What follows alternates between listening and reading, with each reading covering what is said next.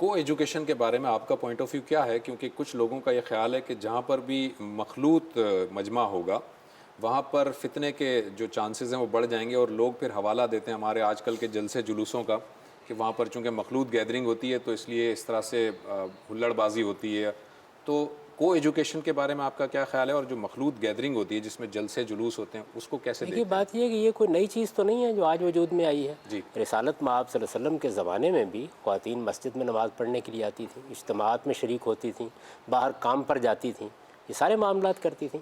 تو اس وجہ سے کسی چیز کا مخلوط ہونا اصل چیز نہیں ہے. معاشرے کی تربیت ہوگی اور ان کو بتایا جائے گا کہ آپ کو خواتین کے ساتھ کیسا معاملہ کرنا ہے، ان کی عزت، ان کا احترام، ان کا وقار کیسے ملحوظ رکھنا ہے. آپ یہ دیکھیے رسول اللہ صلی اللہ علیہ وسلم کے زمانے میں عورتیں مسجد میں نماز پڑھنے کے لیے آتی تھیں. ٹھیک ہے. جس طرح آج آپ نے راستے بنا رکھے ہوئے ہیں، آپ نے لائٹیں لگا رکھی ہوتی ہیں، آپ نے پولیس کے سپاہی بھی کھڑے کیے ہوتے ہیں، یہ صورت تو نہیں تھی. آپ کے علم میں ہے اور یہ روایت موجود ہے کہ ایک خاتون کو ریپ کر لیا گیا. ٹھیک. ہونا یہ چاہیے تھا نا کہ رسالت مآب صلی اللہ علیہ وسلم اگلے دن پابندی لگا دیتے کہ کوئی خاتون نہیں آئے گی مسجد میں. آپ نے ایسا نہیں کیا، آپ نے اس شخص کو سزا دی اور سخت سزا دی، عبرتناک سزا دی. اسی طرح ایک چرواہی کا بڑا مشہور واقعہ ہے، اس میں اسی طرح کی کوئی صورتحال ہو گئی. اس میں بھی رسالت مآب صلی اللہ علیہ وسلم نے اگلے دن یہ پابندی نہیں لگا دی کہ خاتون اب اپنے جانوروں کو چرانے کے لیے باہر نہیں جائے گی. تمدن کو روکا نہیں جاتا کبھی. یعنی دین محمد الرسول اللہ صلی اللہ علیہ وسلم کی ذات والا صفات کا نام ہے. کوئی دوسرا انسان بھی دین کے معاملے میں کوئی فیصلہ نہیں کر سکتا.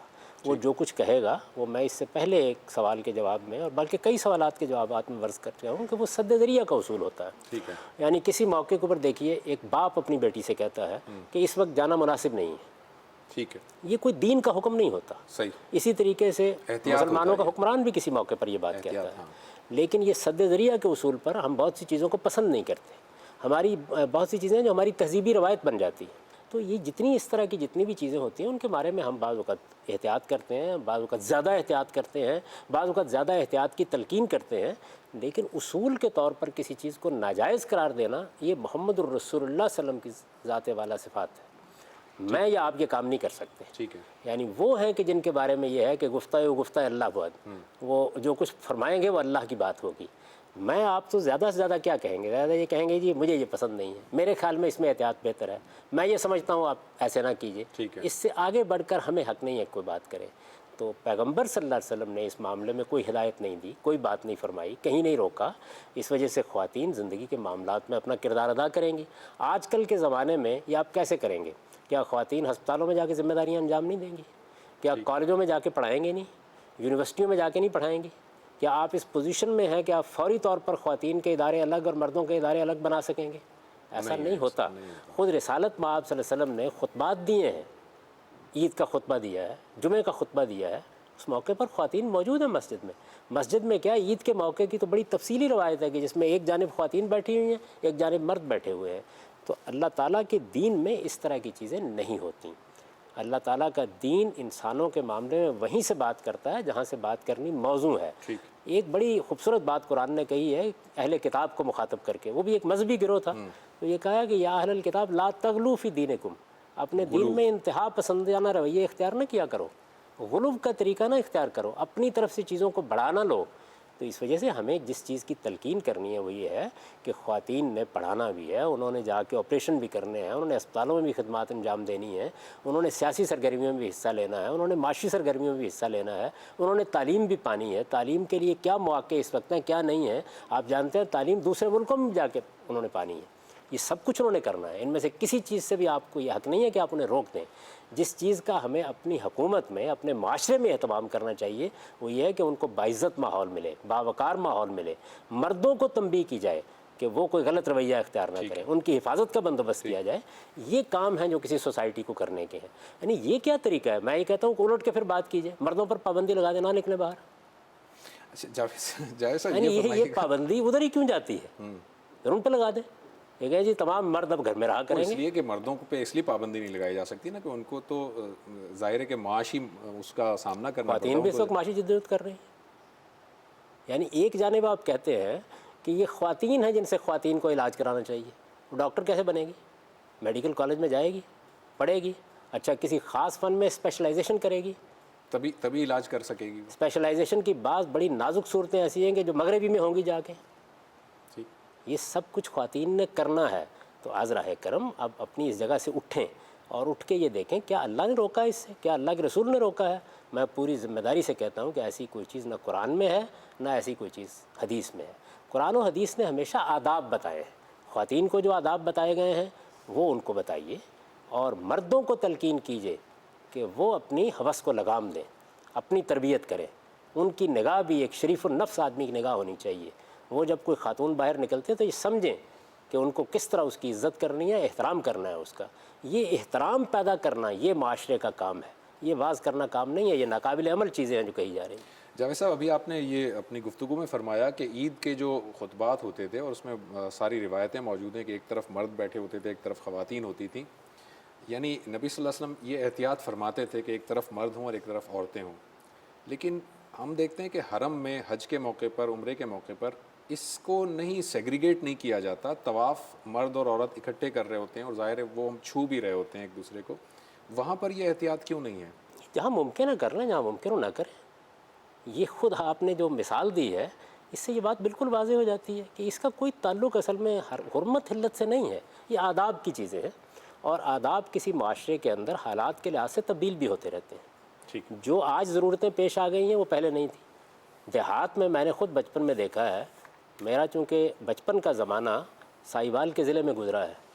وہاں پہ آپ جانتے ہیں کہ کپاس کی کاشت ہوتی ہے, اس کے پھول چننے کا کام ہی خواتین کرتی ہیں. مرد بھی کر رہے ہوتے ہیں, خواتین بھی کر رہی ہوتی ہیں, ایک جمع غفیر ہوتا ہے. تو بہت سے ایسے معاملات ہیں کہ جو دیہات میں خواتین کرتی ہیں, شہروں میں کرتی ہیں. موجودہ تمدنی تبدیلیوں کے نتیجے میں خواتین زندگی کے ہر شعبے میں اب کچھ نہ کچھ کام انجام دے رہی ہیں, ہر جگہ پر وہ حصہ لے رہی ہیں. ان میں سے کسی چیز سے اگر اللہ کے رسول نے روکا ہے تو راہ کرم بتائیے کس جگہ روکا ہے. ٹھیک ہے.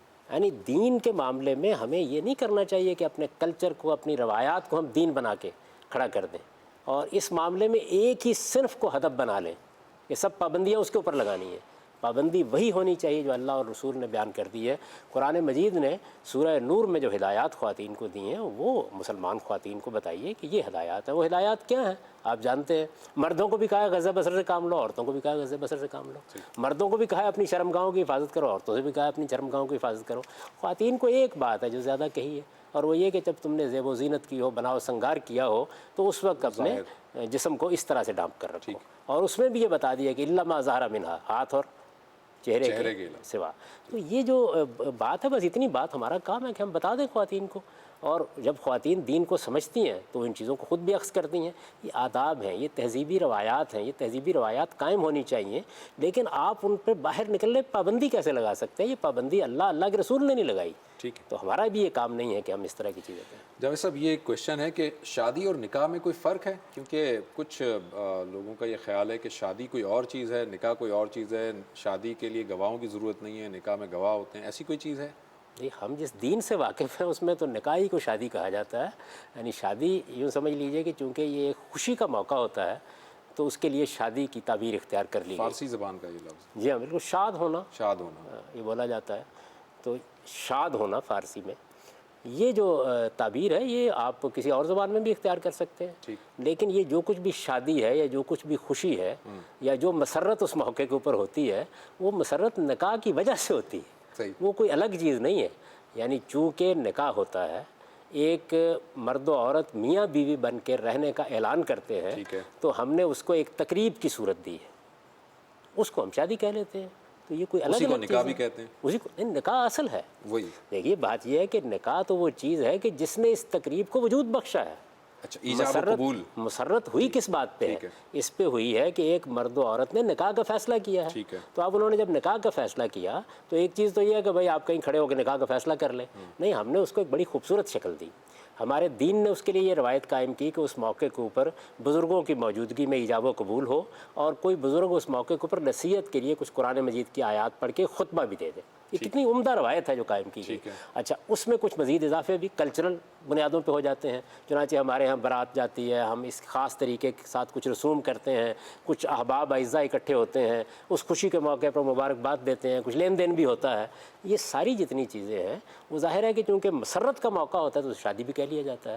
تو یہ تو اس اصل کام کی وجہ سے, یہ بالکل ایسی بات ہے کہ جیسے کوئی آدمی کہے کہ دیکھیے بات یہ ہے کہ ایک چیز ہے پیدائش بچے کی, یہ کوئی الگ چیز ہے, اور ایک بچے کے جو لڈو بانٹے جا رہے ہیں وہ کوئی الگ چیز ہے بھائی، وہ پیدائش ہوئی ہے اس لیے تو بانٹے جا رہے ہیں.